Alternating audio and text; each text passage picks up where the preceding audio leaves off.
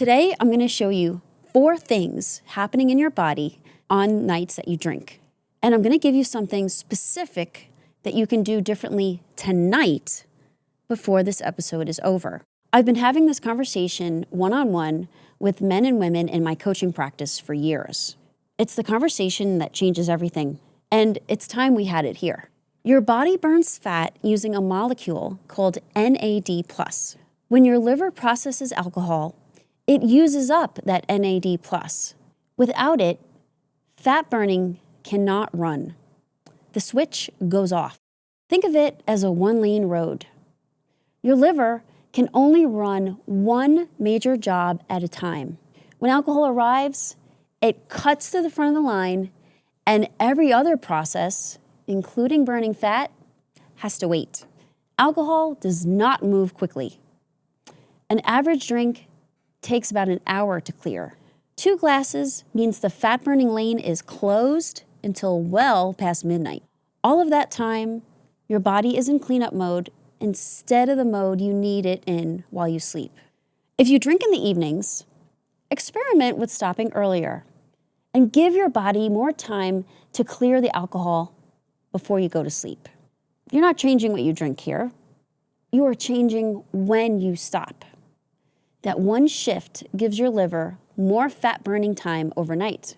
It's free, it requires no willpower, and you can even do it tonight. But the next piece is the one that stopped me in my tracks when I found out, because it explains specifically why alcohol targets your belly and why the drink you pour to unwind may be doing the exact opposite of what you think. When you drink alcohol, your body releases cortisol, the stress hormone. Research shows the cortisol spike from alcohol can actually exceed the levels that your body produces in response to genuinely stressful situations. Here is the irony that I think deserves to sit for a moment. You finish a hard day, a difficult conversation, a full inbox, something with the kids. The kind of day where your nervous system has been running hot, and you pour a drink to signal to your body that the hard part is over. But the research shows that your body is producing more cortisol from the drink than it was producing from the hard day itself. The threat signal your body uses to store belly fat is not necessarily coming from your stress. It is coming from what you used to recover from it. Your nervous system cannot tell the difference. It just sees elevated cortisol and responds accordingly. On the evenings when you most want to drink because the day was hard, that is the evening to try replacing just one drink with something that actually lowers cortisol. A 10-minute walk, watching the sunset, maybe some magnesium. A non-alcoholic ritual that your nervous system can learn to associate with the end of the day. Not a rule, not forever, just something to try for 2 weeks as an experiment. Your sleep quality will tell you whether it's working. If you want to go further with this, I work with individuals one-on-one to build a plan around their specific body, their specific life, and what is actually in the way of their goals. Not a program, not a protocol, a real conversation that starts where you are. The link is below in the show notes. Now, the liver pauses fat burning, and cortisol drives belly fat. So let's talk about what happens to your hunger the same night you drink, because this is where the pattern becomes something you can see in your own choices. The late night eating that follows drinking is not a willpower failure. It is a hormonal outcome. Think of a gas gauge that has been rigged. The needle reads empty even when the tank is half full. You keep stopping to fill up because every signal in the car says you're out of fuel. This is what alcohol does to your hunger system.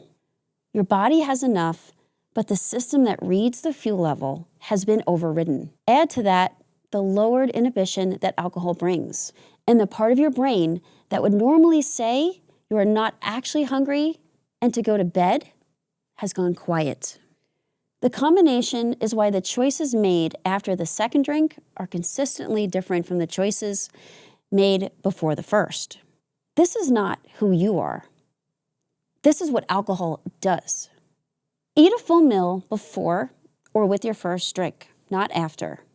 Alcohol that enters a fed body has a meaningfully different hormonal response than an empty one. You will still have some ghrelin elevation, but starting from stable blood sugar changes what that elevation leads to at 10 o'clock at night. So eat first and drink second. And if you think the damage stops when you fall asleep, the last piece is the one that explains why drinking on a Friday can still affect how you feel on a Tuesday. In another episode, I do a deep dive into what alcohol does to our sleep, but I'll give you a refresher here.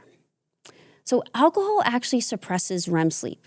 When REM is disrupted, you wake up with elevated ghrelin, suppressed leptin, and already raised cortisol. And by the way I remember that ghrelin is the hunger hormone is because it sounds like the word gremlin, and I visualize little gremlins running around my stomach telling me to eat. You start the next morning behind on every hormonal marker we have covered before you have eaten a single thing. So those gremlins, they're talking and they're working in there. Think about the last time you slept badly for any reason, not necessarily from drinking, just a bad night. How did you eat the next day? Most people reach for more sugar, more carbs, and more caffeine. The body is compensating for poor recovery by seeking fast fuel.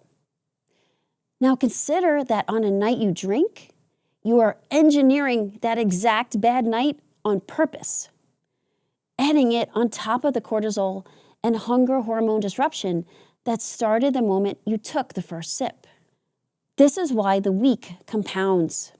It's not just the night you drank, it's the morning after, the choices at lunch, the energy that was not there for the workout, the metabolism that spent the night in cleanup mode instead of reset mode. Drinking on Friday does not stay on Friday. 3 hours between your last drink and when you go to sleep. That's the minimum window for your body to clear enough alcohol so that your REM cycles are less disrupted. Apply this for 1 week and notice the difference in how you feel on the mornings after.